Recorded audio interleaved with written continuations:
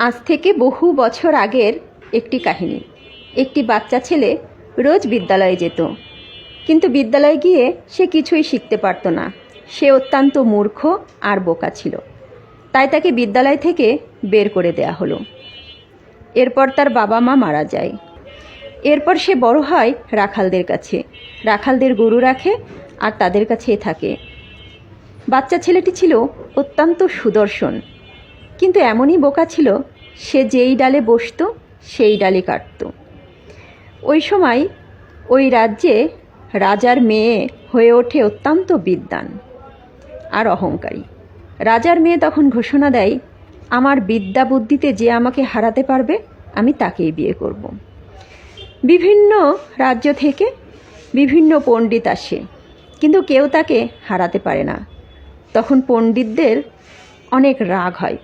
তারা কি করে, ওই রাখাল ছেলেটিকে বিদ্বান সাজিয়ে ওই রাজকুমারীর সামনে নিয়ে যায়। বলে, এই ব্যক্তি অত্যন্ত বিদ্বান, তবে সে এখন মৌনতা পালন করছে। আপনি যা বলবেন সে ইশারায় উত্তর দেবে। রাজকুমারী তাকে প্রশ্ন জিজ্ঞাসা করে, আর রাখাল ছেলেটি তার মনের মতো করে ইশারায় উত্তর দেয়। আর রাজকুমারী ভাবে সে সঠিক উত্তর দিচ্ছে। এই চিন্তা করে সে তাকে বিয়ে করে।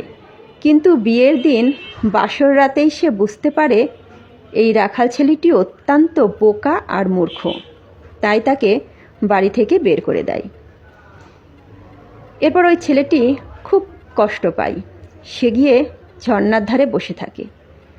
ঝর্ণার ধারে বসে থেকে সে দেখতে পায় ঝর্ণার ধারে একটি বড় পাথর, আর ওই পাথরের উপর গ্রামের মহিলারা মাটির কলস রেখে জল ভরে।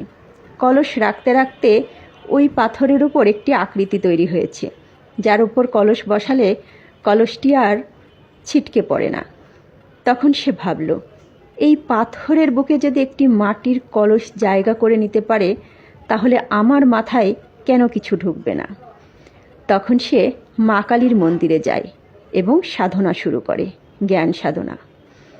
তারপর সে হয়ে ওঠে মহাকবি কালিদাস। সাধনা করলে সফলতা সম্ভব। সবাই ভালো থাকবেন। ধন্যবাদ।